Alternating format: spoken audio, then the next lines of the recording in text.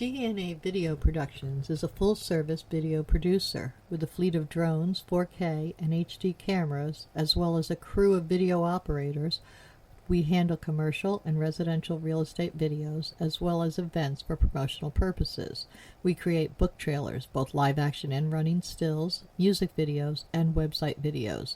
We also film series shorts for online distribution and are currently involved in filming a political parody. We specialize in low-cost movie making. Call DNA Video Productions at 941-748-6865 or visit our website at www.dnavideoproductions.com. That's www.dnavideoproductions.com. Thank you. Our sponsor this month is Published, an affiliate of Village Voices. Published offers all author services from writing tips, critiques, manuscript evaluations, and editing, as well as tips to help you become published. If you prefer to self-publish, purchase the step-by-step book on publishing through Amazon, or purchase services a la carte, from formatting to creating custom covers, or even tips to gather endorsements. The staff is headed by 2 professional writers. After your books are published, either trade paper, electronically, or both, purchase marketing tips, web services, book trailers, or turn your book into an audiobook. Publish provides all your writing, publishing, and marketing needs. So give them a call at 941-748-6865. Contact them online at dgould497@aol.com, or go to the website at www.publishedavillagevoices.webs.com.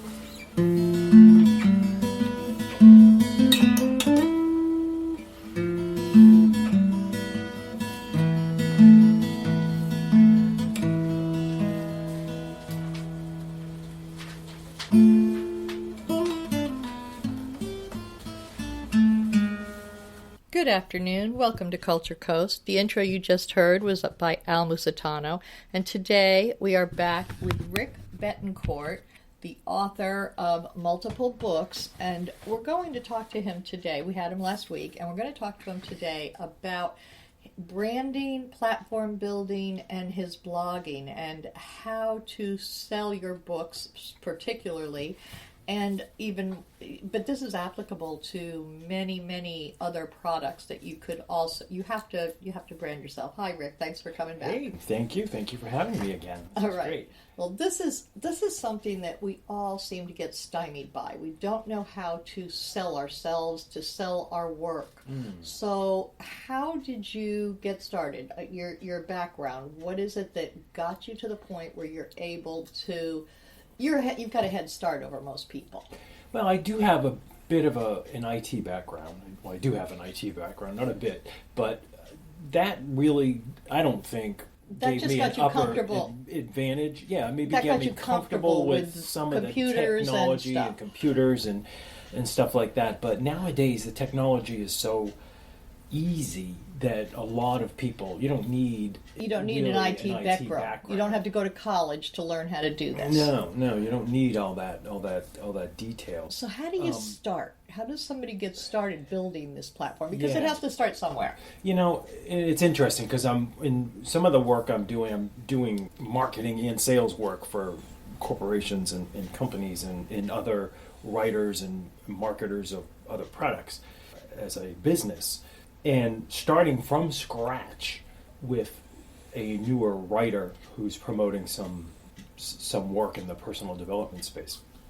We started with a giveaway, a 10, 15-page PDF that she wrote in her space. And it applied to what she in her genre. And this is actually nonfiction. Okay. But it's a 10 to 15-page PDF of information. Really. That gives them something they get for free. Something they get for free for signing up for her newsletter. So similar to my newsletter that I send to my readers, it's this in the same genre. Now, how long does... Okay, so first you need to get to build your list. And Yep. this is a way to do it. When you do free stuff, now how do you get them to know that you've got this free stuff? I think that's where most of us get stuck. Is how do we let people know in this we have something instance, free? that's a good point. In this instance, we're doing Facebook ads. So Okay. we're placing an ad on Facebook, and it goes out to this landing page where people sign up for this free report Okay. that she's giving, and for that we get their email. Now, I know Facebook has all these different, how far you're reaching. Is it local? Is it national? That kind of thing. How much is she spending for this first free push? Because we have to spend something. You do. And in this instance, the ads are running probably about, I think they're averaging like $2 a lead. So So you don't pay add up. unless you get a lead? There's ways you can do it so you can pay per lead. Yeah. Okay. It's just a pay per conversion is what it is. But that's just one way of getting traffic. There's other ways of getting traffic, which are writing a blog or writing something specific in a niche. And she was doing the newsletter. So how many pages do you think the good newsletter that will help your sales later on, how long should a newsletter be? Well, as short as possible. Probably a pay. It's really not a newsletter so much as it is an email. And informative, just something quick at where you're at Something and about doing. what? Yeah. So, for instance, she'll send out a tip on wealth building, for instance, and it'll just be a one-page little tip. Nothing. No click here to buy this. No push. So really, what the approach is in terms of email marketing is you're sending free information, and every so often putting in something that you want them to purchase. So it's not every time you send out an email, Okay. You're sending, hey, I just wrote a new book, go out and buy it. Hey, I wrote, did you buy my book? Did you buy it? Because people get sick of that. They Right. hate being They sold. won't even People open hate it being up. sold. That thing from Rick again wanting me to buy another book.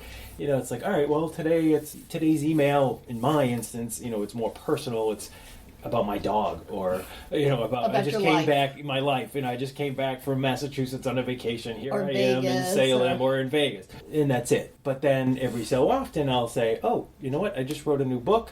You want to go look at it? Here it is. It's out on Amazon. It'd be great if you'd write a review. I'd love it, and leave it at that. And then so you get your audience sort of pumped or primed for reading your information, and actually clicking too is important. So I may, in my newsletter, put something in there that's about my Vegas vacation, but it's a link to my blog, which is really just more information about my Vegas vacation. It's simple, no selling them on anything, no trying to get people to buy anything.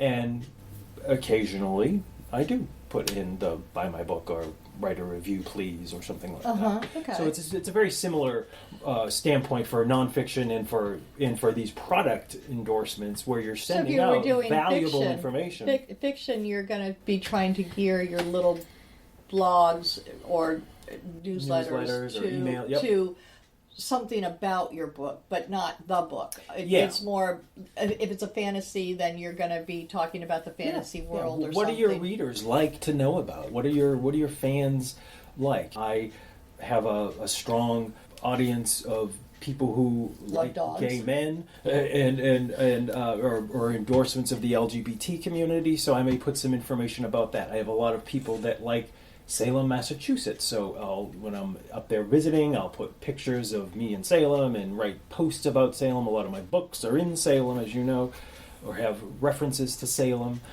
so I write a lot about that.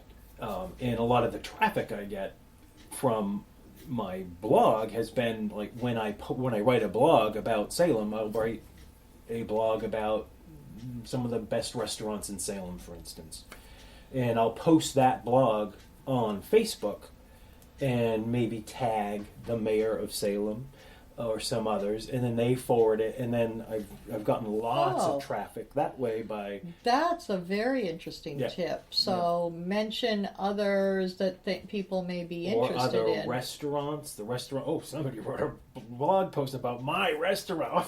They forward that. Yeah. So then you get lots of traffic, but just building because you're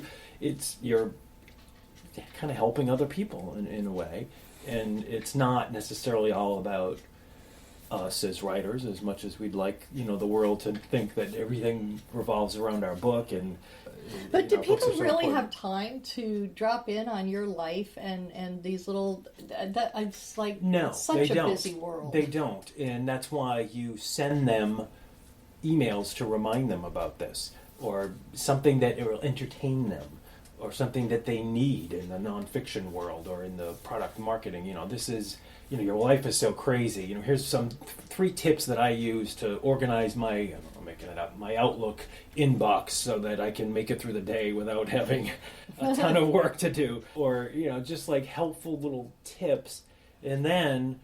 So if Maybe I'm doing a writing blog, I'm going to be little things like sit button chair and write. Like It doesn't have to be. and just Doesn't have to be the great American novel, but you got to write. Exactly, yeah. So you might write an email and send it out to your fan. Here's today's tip on writing. Sit button share and do this in really short. Bullet pointed. People don't have time to go through their email and read these long things. Is this something I want? Yeah, one of the reasons I asked is because I have 2 newsletters and they're both like 35 pages, which I know people don't have time to read it all. Yeah. They just don't. So that may be I'm more. hoping, and I even put an index in there now so that people can go to the sections they may want to know more information Yeah, about. and that's probably better. Like something that's 35 pages would serve better to be online, to be actually a website, and then the email actually just links to areas in the website. Oh, that's a and that's nice idea. basically what my blog is a website of me as a writer. And So if people want to know about others in their group and the new material that comes out, they would hit that. And Yeah. if they wanted to know what meetings were going on this month, they would hit that link. And exactly, yeah, might and be a way to clear it up. it would all go to a website, that has that all listed instead of having it in That's an an idea, attachment, but because a lot of people don't. They're not I going to might open an switch to that. attachment. People very rarely, to get somebody to click a link. I'll get on my emails. I think I average 30 to 40% open rates, which are actually very high in that space. Like 20 is probably typical. So of all of the emails I send out, only 40% are going to open them, and then of that, maybe 5% are actually going to click on a link in there. From a buyer's perspective, if I had a link in there for my book. 40% are going to open it, 5% are going to buy, and you do the math, and it's not a lot. But from a marketing perspective, that's pretty good. 5% click rate is actually excellent. and you're not paying for that because you put it in there. I put it in there, yeah. So it's just a link, a hyperlink in my email that says, Right. go here to Amazon and buy my book, or go here on my blog to read more about my Las Vegas vacation. So you can track that sort of the open rates and the click rates of your How do you emails. track those things? Because we're not IT people. Yep. So if you use a service like MailChimp is one, and Aweber is another one, although Aweber charges. MailChimp is free. Constant Contact is another one. I haven't used it, but I know a lot of people have used it successfully. I've heard of the MailChimp. Yeah, and I think Constant Contact may be free as well. But it's just a tool that helps you write an email.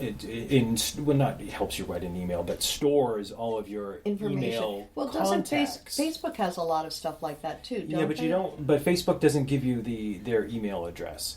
So you would. So what MailChimp does and what Constant Contact does is a place to store all your contacts, all your emails, so Okay. that you can market to them. Because from a legality standpoint, you can't spam people. You can't just Send out to strangers. Yeah, you can't go up. Well, you can't open Outlook, which a lot of us have done, or in the past, or Outlook or Gmail, and then in the BCC paste a list of people that you have in a Word document or something. A lot of people do that. I used to do it with AOL, and then they started blocking it because I thought people were spamming, and I found that if I actually contacted AOL and told them exactly what I was doing, that they then put me on something they called a whitelist.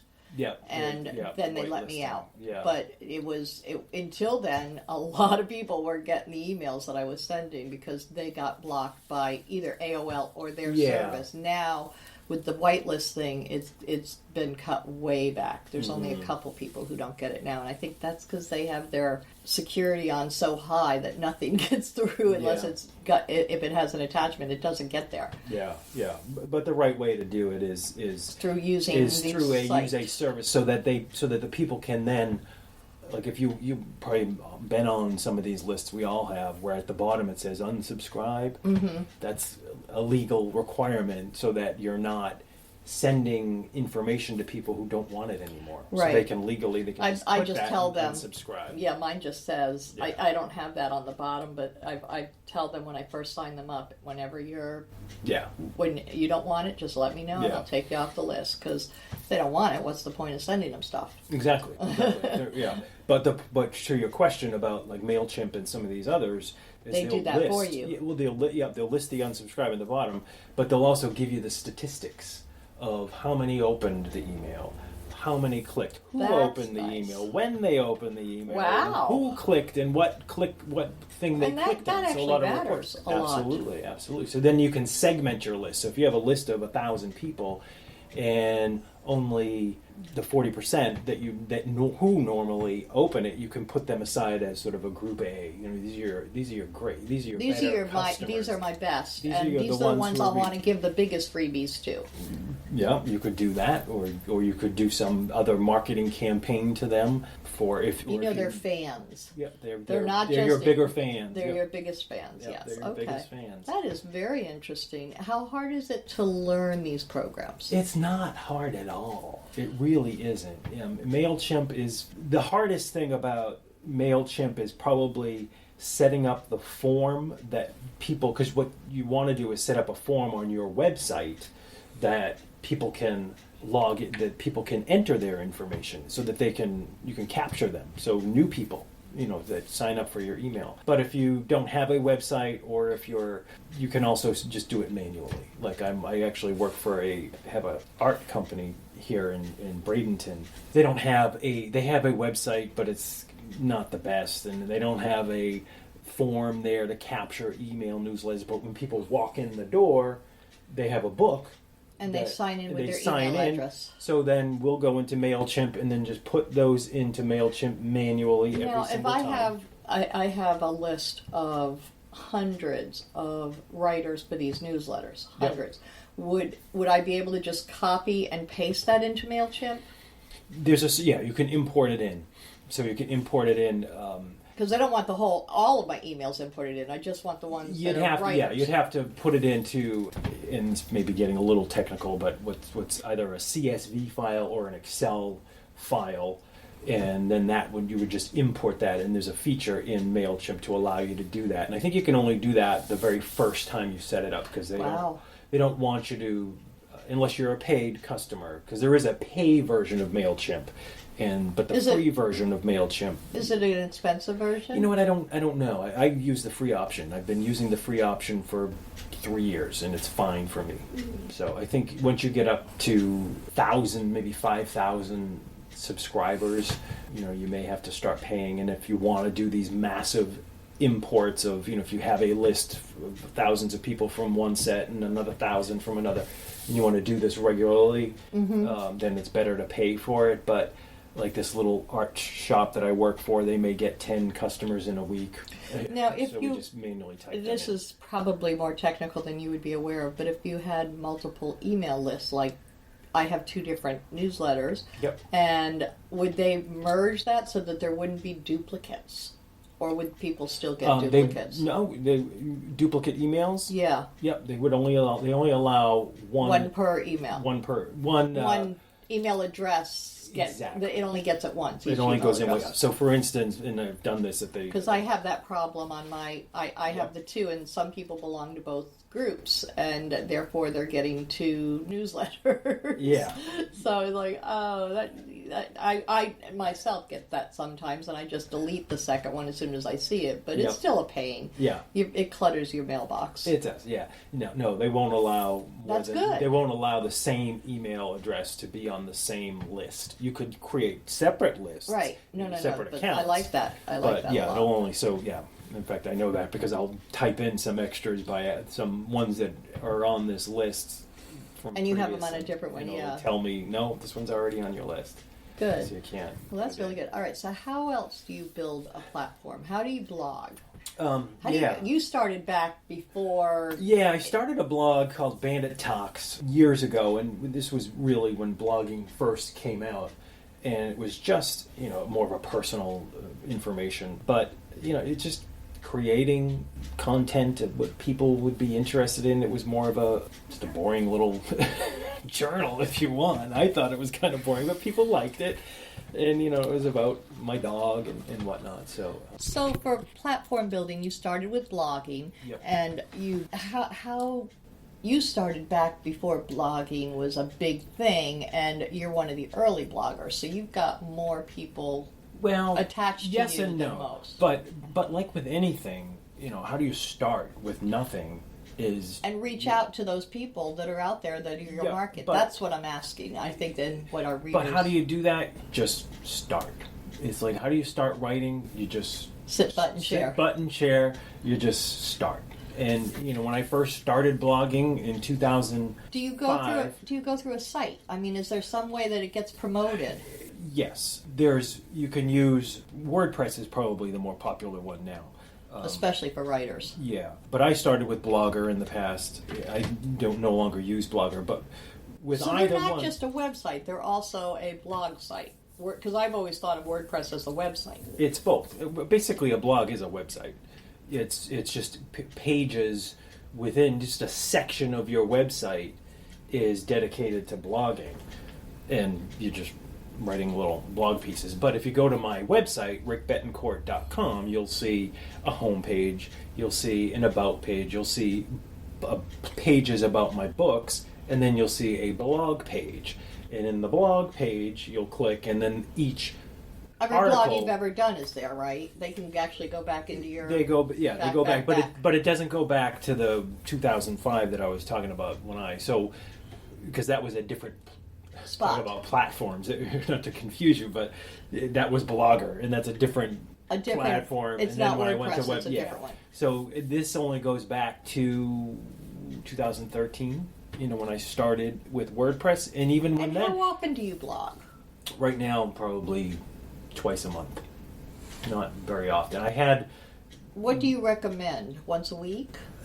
No, there's been articles written where 2 to maybe 4 times a month is fine. It depends on your audience, and it depends on, but it's really about getting it done. So if it's once a month, that's fine.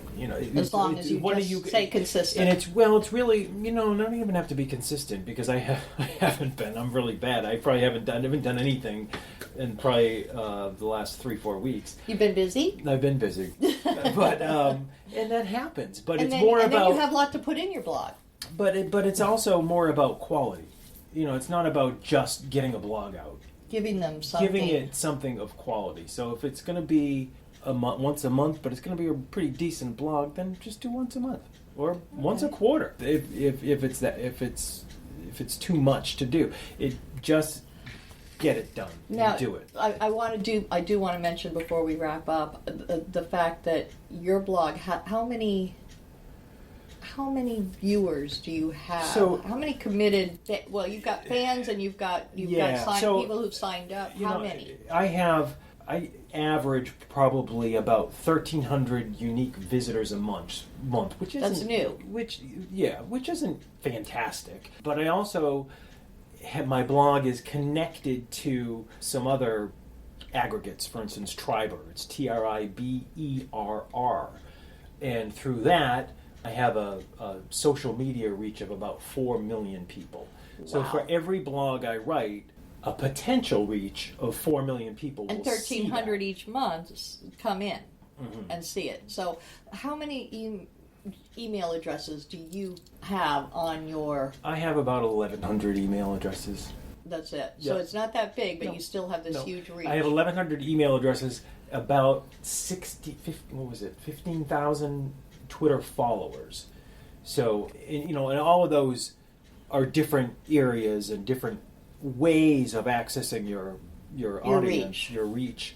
And my blog is sort of in this tribal world, is connected to everybody else's sort of Twitter accounts. So that's where, every time I write a blog, people that will send it out to their Twitter followers. So somebody may have 100,000 Twitter followers, it goes to them. I've also heard of some program that people use that you only write your blog once, and then you put it into this little program, and it sends it to 4 to 8 of your social media sites. Yeah, so that's kind of what Triber is, but it goes to other people's media sites. So that's even bigger than just these little ones that push it to your social. That's where do I get you the 4 have to million post reach. it each time to your Facebook and to your, or does Triber do that? Triber doesn't do that, but I do have a thing called Meet Edgar.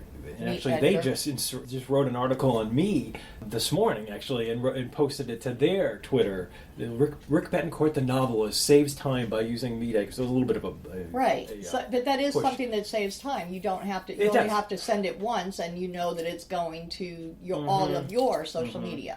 So Meet Edgar is one of the programs that does that, and there are some others that do that as well. There are some others, yeah. Okay, well, I'm glad to know about Meet Edgar, Yep. and I really appreciate you giving us this additional information, because as much as people may not think of this as an art, if we can't market our art, and this applies not just to writing, but also to artists. I mean, that you need to get them to your page, and you need to get your pages out. So this applies to just about every kind of art we have out there. Yep. And I hope people got something out of this.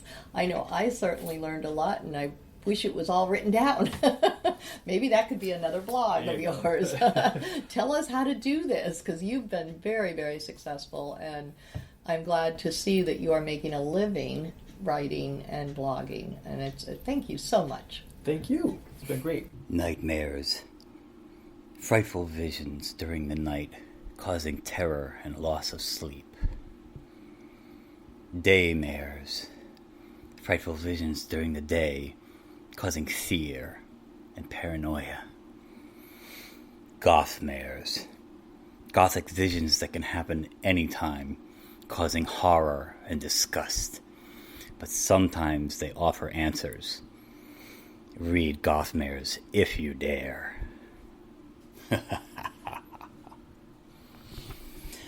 Gothmares, a young adult novel by Al Musitano, available on Amazon and fine bookstores everywhere. Village of the Arts, the largest artist colony in the state of Florida, located on 42 acres, includes artists, homes, galleries, gardens, and restaurants featuring handcrafted gifts, fine art sculptures, painting, photography, enviro art, healing arts, books, mystics, and musical variety. A few of the galleries are unique in their offerings. Village Voices specializes in books and art created exclusively by Florida residents. The Dancing Crane Gallery offers fine art, custom jewelry, and unique, innovative art. The Village Mystic offers all things metaphysical: meditation, massage, mediums, aromatherapy, psychics, shamans, Reiki healing, and the gem mine, where you can mine for your own personal treasure. Yoga Arts offers classes or one-on-one coaching. Musicians and bands can be found throughout the area. Many of the artists and musicians offer classes. Restaurants and bakeries provide respite for the weary and magic for the foodies. Visit during the first Friday Art Walk and stroll through the shops and galleries enjoying free appetizers, wine, music, and demonstrations. For hours and information, please visit the website at www.villageofthearts.com.